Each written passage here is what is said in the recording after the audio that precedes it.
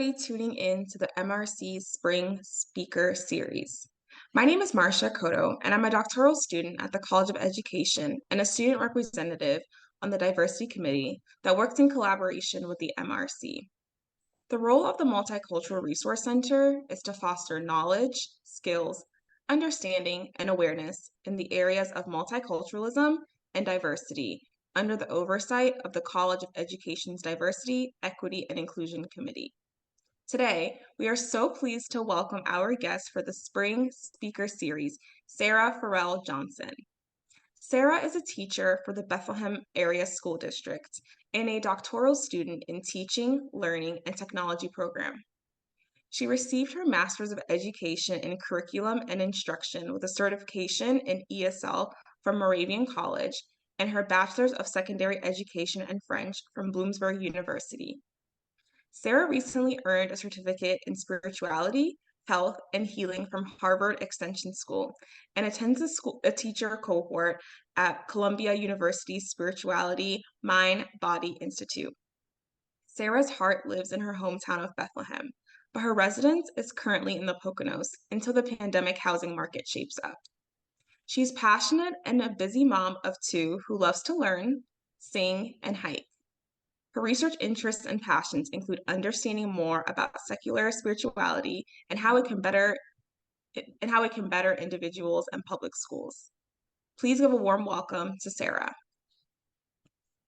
Thank you so much. Hello, thank you for being here. And I'm so excited to share about secular spirituality in education to help further the progress that we work so hard with in diversity, equity, and inclusion. And today I'm going to be sharing a lot of things that I've been learning through my cohort at Teachers College. And we're going to be looking at DEI from a relationalist point of view. Okay, so I want to just take a second to invite you into this space with me, and wherever you're at during your day, I'm just going to invite you to take 2 or 3 deep breaths. You may leave your eyes open or you may close them. And so wherever you are, these next 20-30 minutes are for you. I hope that you gain a new perspective or learn something new. So I'm just going to take a deep breath with you in and blow out. And let's just do one more deep breath in and blow out. The DEI initiatives typically focus on race, sexual orientation, and gender. I don't really hear as much about religion or spirituality. They are separate, but oftentimes DEI professionals don't have the knowledge or the comfort level necessary to kind of dive into these uncomfortable topics of spirituality and religion. So workplaces don't quite know how to handle it, or they just take the dominant religion. But spirituality really is an essential part of who we are and a part of who our community. So that's what I want to talk about today. Hopefully dive into this gracefully with you. I'm going to talk about what is secular spirituality. Is our spirituality and religion the same thing? Spoiler alert, no, they're not. They're different, but there is a link between them, and we're going to talk about that. We're going to talk about relational spirituality and how that works with diversity, equity, and inclusion. We're going to talk about why spirituality is so essential to human beings and especially school children for their mental and physical health. And then the need for secular spirituality in a democratic society and in schools. And so with the DEI work, it's intersecting with spirituality because they both help us deepen emotional intelligence. They both help us understand those that are different from us, and they help maintain equity, sustain equity. And I'd like to start with some statistics from Dr. Lisa Miller, who is a psychologist and professor at Columbia University. She has the 2 books here, The Spiritual Child and The Awakened Brain. And I just found these statistics so amazing. I wanted to share to build importance here. Children who have positive, active relationships to spirituality are 40% less likely to use and abuse substances. They are 60% less likely to be depressed as teenagers. They are 80% less likely to have dangerous or unprotected sex. And they are more likely to have positive markers for thriving and high levels of academic success. And so when we think about this in a school setting, and in particular, I work at a middle school with teenagers, which is such a special time. We know that these things are just key, and if we can guide our students in the right way for more than academics, that we do them such a huge service. The statistics are just the beginning. We know that spirituality is great for your mental health, your physical health, your emotional health. We know that it's all tied together. And the new research that's coming out through Dr. Lisa Miller and her team is that she's using MRI studies to show that spirituality is in the brain. It's in particular parts of the brain, and it's protecting against depression and diseases of despair. And we can see that these parts of the brain are more robust and they're thicker in the same areas where they're weak for a low spiritual brain. So this high spirituality in this link is actually changing the chemistry of the brain to be healthier and protect us against mental suffering. And like I mentioned, I work with teenagers who are going through puberty, and it was just such an important thing for me to say, how can I help them? And with puberty comes a slew of changes, sometimes disasters. It's a very interesting age to teach. And we know now that there is a surge of spirituality during the surge of puberty. So alongside the physical is also the spiritual change. And so I wanted to dive deeper into this research for myself and for you because it's such a critical time. Okay, so what is spirituality and why is it important for school and DEI initiatives? Let's rewind. Spirituality is tricky for people because it's highly personal and it means different things to different people. So theorists and researchers have yet to have this one certain definition, okay? Everyone looks at it from different angles about how it impacts, about how it impacts health and well-being. So if we read Burkhart's quote here, it is a belief in a power operating in the universe greater than oneself. It is a sense of interconnectedness with all living creatures, with nature, a sacred source, and an awareness of the purpose and meaning of life. So research points to this mind-body-spirit connection. And there's this essential relationship that we're going to talk about through all the slides between ourselves and higher power, as well as ourselves and others, and then how that higher power interacts between all of us in that circle there. Spirituality is a basic human quality. It transcends gender, race, and color. It is intangible. We can't see it or taste it. So like I said, it makes it challenging for many people. But this idea that it is a connection to something larger than ourselves, and it's typically a search for meaning within life. Okay, so this idea of opening up to say that there is a reality beyond one that we can witness with our senses, with our eyes, ears, taste, etc., is what makes this so challenging for people, yet many people feel this and they can't fully understand it, right? And it's this reality of wholeness and wisdom and love and peace. And I think that is kind of the goal of what we're getting at with DEI work, right? Is to bring that wholeness, love, and peace here to this experience on Earth as we embrace diversity. So it's twofold, spirituality with yourself and with others. And I think both of those parts are so foundational for DEI work. And I'm wondering if too often we ask students to experience or accept others when they don't yet have a deeper sense or acceptance of themselves. Do they have a spiritual sense of themselves? Are they aware? If we want to connect with others, we must know our true selves through a higher power, which is our spiritual selves. And DEI work is deeply spiritual because it accepts the idea that we're all unique and we're all one at the same time. And I'm a musical person, so I threw that on the side here. I'm going to use a musical analogy. My dad was a barbershop quartet singer, and I love to sing myself. So this idea that we are one, we're a music note, and we each have our own individual sound, and we have our own completeness and joy in our own music. However, we're all also working together, right? Let's say in a song or a symphony, like a sheet of music, we're all also one with others. So we're one with self and we're one with others. And if we can hold space for this idea that we have a sacred source or a higher power of some kind, some people just call it the universe or nature. If we have this guidance and we can tap into it, this is a key mindset that I think comes with accepting diversity and allowing inclusivity. And then it becomes our spiritual practice, getting to know our deeper selves and how that connects with others to do DEI work. And Cornel West says, justice is what love looks like in public. And so love is that interconnectedness through a higher power. And justice, as we know, is long-term equity.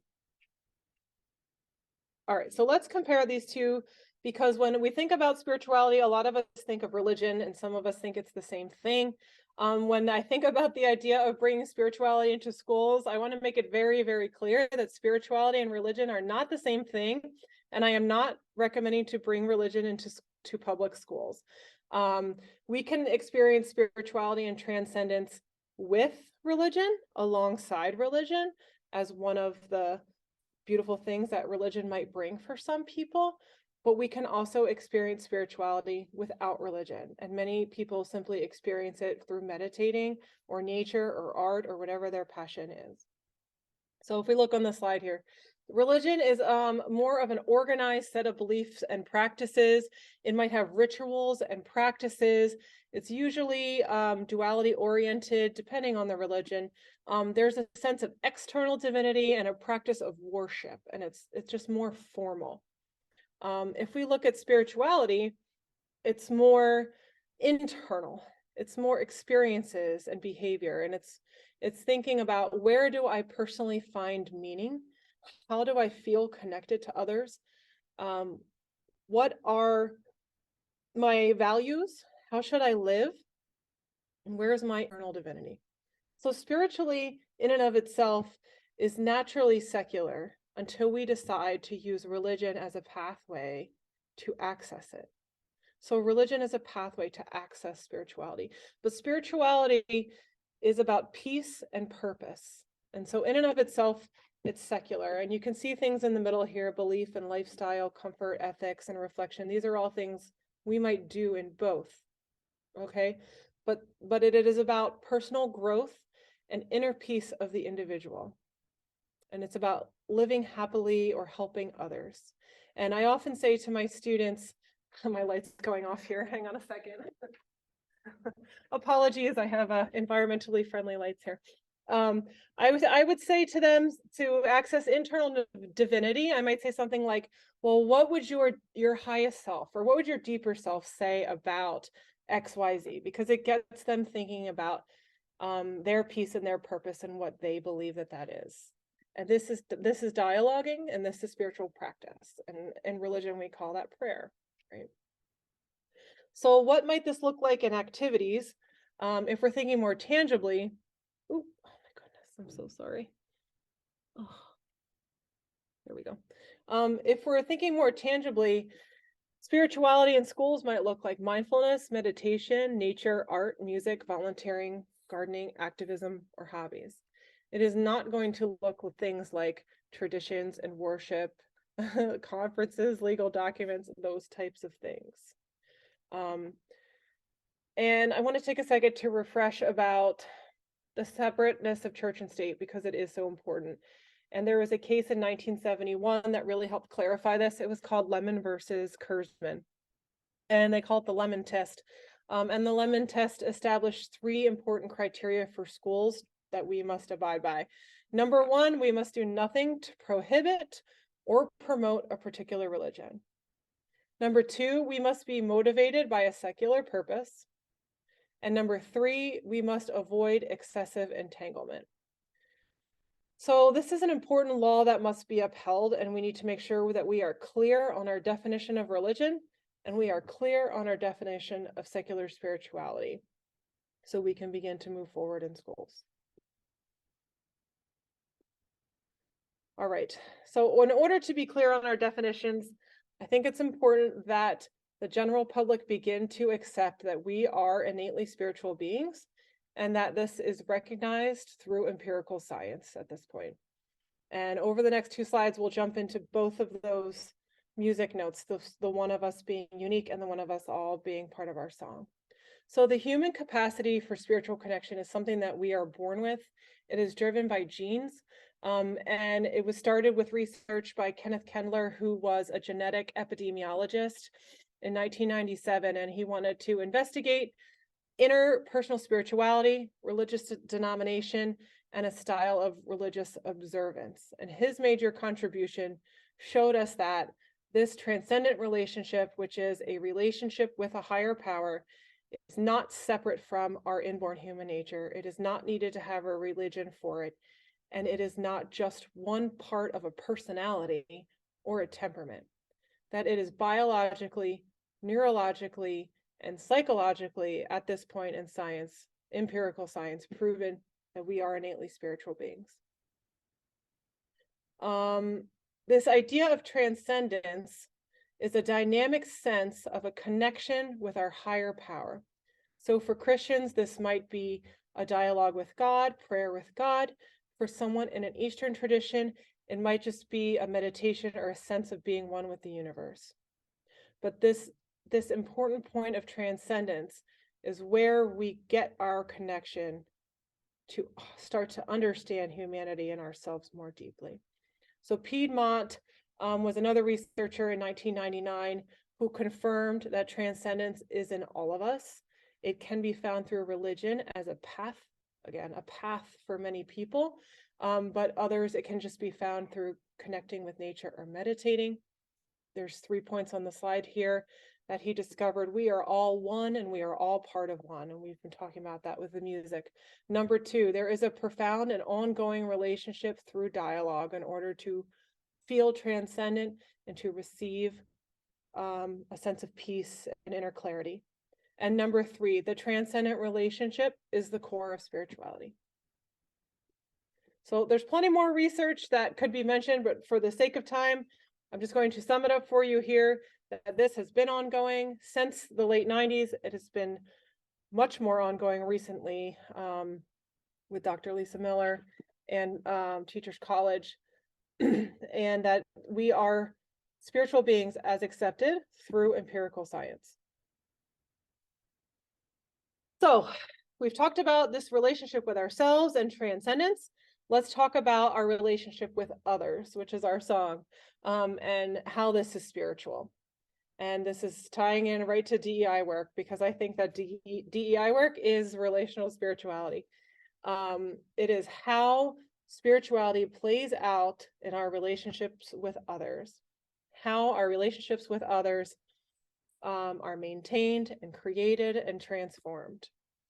So point number 1 says, with relational spirituality, people function at the level of each other's person's whole humanity, their whole humanity. And I think that's one of the key components of inclusion work, is that we want our relationships to function with humanity.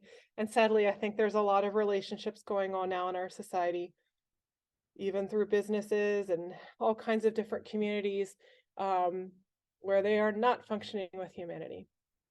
So if we think of 2 different relationships, we could think of a power dynamic, like maybe treating somebody as an object, or a functional relationship. There's one person benefiting.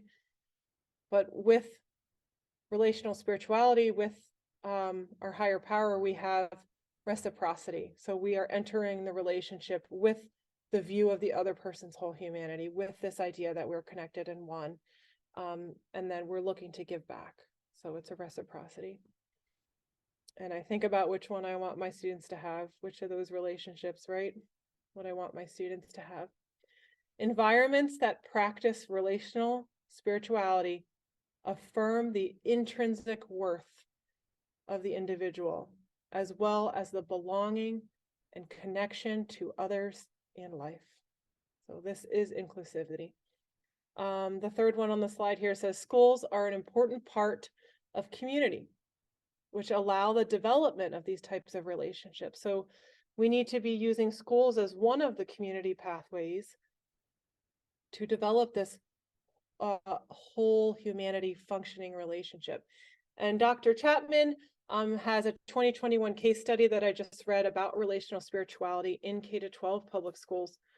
And her main takeaway was this common problem that students were not aware of their foundational innate goodness, nor the possibility of this goodness, of the connection between their goodness and holistic learning. And I just get so upset when I hear about this finding, because I think as a public school teacher myself, this is how every teacher wants students to feel. They want them to know that they are good and that they can do good things and that they're meant for more and that they have an incredible talent inside of them. So Dr. Chapman argues that when schools first have an awareness of the inherent worth, and that comes first, the connectivity will come. The connectivity and understanding comes, and then the academics come through this common purpose once we have this other lens. And so schools can be a building block to develop relational spirituality alongside other community partnerships. And it's just such a foundational piece that I think is needed in schools to be tolerant and accepting and build a peaceful society for the future. So why isn't spirituality already in schools? Well, this idea that America's schools should have ethical values and character development is not new. It's something that's always been important. And when our country was colonized in the early 1800s and New England was building schools, this was a centerpiece for them, but they did it through religion, which, as we know, got dismantled later for public schools. John Dewey is a leading proponent of progressive education, and he was among the first educational reformers to promote educating the whole child, which is what we're talking about here, accepting that our children are also innately spiritual, and to advance social reform. So during this time when religion was being used as the path, he thought that it was dividing the country, and he wanted to find ways to form these values without religion. In the 1960s and 70s, I think, is where it really started to break down. In the 1960s, there was a Supreme Court case that ruled that prayer and any school-sponsored religious instruction was a violation of the First Amendment, which is good. We have our separation of church and state, and the courts urged public schools, their charge was to provide a way to do secular education that maintained a strict and lofty neutrality instead of religion. So this is quite a charge, and I don't think that we have met this charge yet. But when we put the box and we close the box on having religion in school, I think that we close the box on having spirituality in school and having that important development of the child. The most significant reforms that I've seen over the last couple of decades as a teacher are typically test-oriented. They're building on standardized curriculums, standardized testings, and things of that nature. Although I am beginning to see DEI work and SEL work, as I work in a very progressive district that I'm very proud of. But I know that there's many districts in the south of our country, maybe, who can't even begin to touch these topics. And we're seeing that it's something that society wants. It's something that parents want, because in the 1980s, there was this push for holistic education and educating the whole person, the mind, body, and spirit. And we're still seeing that now as we see charter schools popping up more in our society, more and more people leaving public schools for wanting these spiritual experiences such as art and music. And for example, there's charter schools that are Montessori and Waldorf, which are two very foundationally secular spiritual schools that came out of Europe, a little bit past John Dewey there. So I would love to do more personal research. Hopefully I'm getting there soon on, what are the ways that our public schools are spiritual, because there are a lot of ways that our public schools already are spiritual. I see the way teachers inspire students. I see the way they talk to them.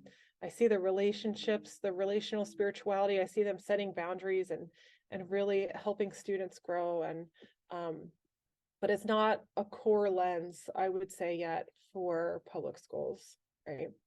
But we are a community piece, and if we want our students, all of our students, to be accepted, this needs to happen in schools.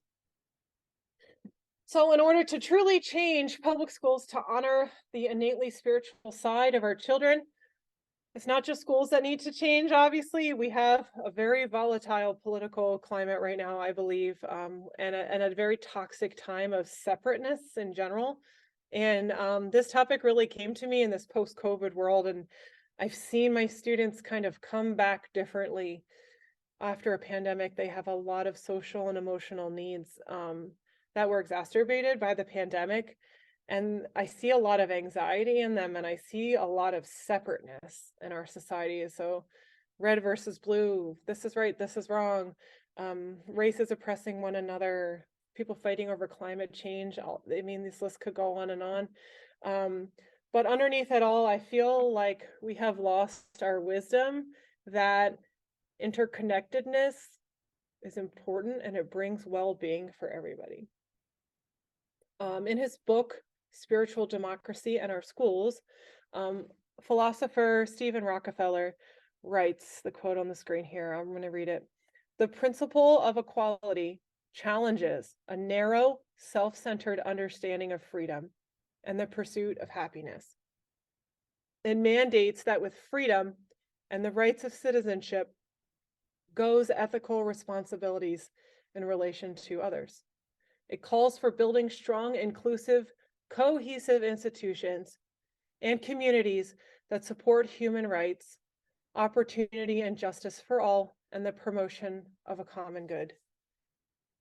Ooh, that's a lot to take in, but if we're thinking about this idea of freedom in today's society and how often it's freedom being viewed as this absence of external restraint. You can't tell me what to do. It's absence of rules. It's the absence of external restraint. And we combine that with this kind of very individualized society we have going on right now. It's oftentimes a very self-centered, individualized society. I want to do what I want to do, and I'm not going to think about some of the repercussions 30, 50 years from now. It's about what I need in this moment. And for so many Americans, I hear that this is their perspective of freedom. And we are seeing that with this perspective of freedom, it is a very narrow one that is undermining efforts to promote equality, equity, to promote social justice and the common good. And it's leaving wealth and power concentrated in the hands of a few. So how do we change our view of freedom for a more diverse and inclusive democracy? And again, our schools need to be a big part of that. They are our community piece. Our schools need to have a core relational spirituality component and a secular individual spirituality component to help us change our lack of interconnectedness, our lack of acceptance, and lack of tolerance that I think would be so much better off for a new democracy or an augmented democracy for future generations. I'm almost at the end here. So how can we implement secular spirituality in schools? What would this even look like? Whew, that's a huge task. I don't have the answer to that. If I did, wouldn't have to research it. It'd be $1 million question for me. If we can incorporate secular spirituality in schools. And so this is from the Collaborative for Spirituality and Education at the Spirituality Body Mind Institute. I know it's probably hard for you to read on there, but these are 11 drivers of how schools can build a spiritually supportive culture. And we're not talking about having spirituality as just, oh, it's just one part of it. No, I argue to say that spirituality needs to be the core lens, that we're looking at our students with humanity. We're not looking at our students as test scores that need to be fixed or anything along that line. So I'll just read a couple of these drivers here for you. The center one being transformative relationships, building student-teacher relationships that are grounded in connection and love. I believe we already have that in public schools. I think that's the most important thing. I think we already have that in public schools. Some of the other things that are along this wheel here, inherent worth, having an integrated and meaningful mission for the school, holding aspirational goals inside and outside of the classroom, fostering a school language for everyone that's rooted in this relational spirituality. Do we have words for it? Do we have a language? Can we talk about it and use it with accepting others? Is there an authentic core? Can we commit to drawing out the deep spiritual and expressions of the child, of their true purposes, their true creative abilities? Are we setting a professional post? Are we keeping authority and making sure that we're doing what we say we're doing? Are we having meaningful learning? Are we connecting knowledge and service? Do we have a nature consciousness? Are we building relationships with nature and all of life? And then is there that transcendent practice? And I think this is the most important one. Are we cultivating practices in schools that show students that they can have an augmented form of awareness of themselves, that they can have a transcendent relationship with an inner dialogue, with an inner divinity, to ask and continue to develop their greater purpose? So that's a lot to ask. But those are the 11 drivers for schools that we have in research right now that I think are so powerful. And so to conclude here, the power of diversity is released through inclusion. This is relational spirituality. If public schools want to be inclusive, it's essential that they meet the needs of the whole child.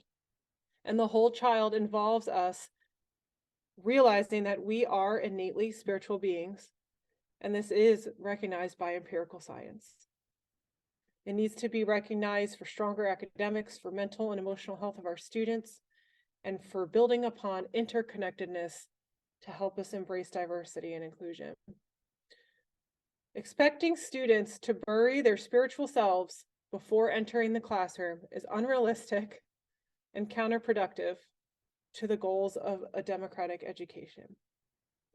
So although I agree that there are many steps that need to be taken, I challenge you to start simply and we should explore our own spirituality a little bit and what that means, and just start having conversations on this topic to kind of work through some of the discomfort that's out there about religion and spirituality and kind of demystify this area a little bit. Then we can begin to move forward with some more formal community pieces of saying, no, spirituality is separate from religion, and yes, it's important to move forward with it. So I present today to open these thoughts and conversations with you, and I hope I've inspired you to talk to a best friend or coworker about something that you've learned. Thank you so much for joining me today. My resources are here, and I'm going to leave you with one of my favorite quotes by a psychologist, Carl Jung. He says, the privilege of a lifetime is to become who you really are. So when you add in this spiritual component, who are you really? Thank you.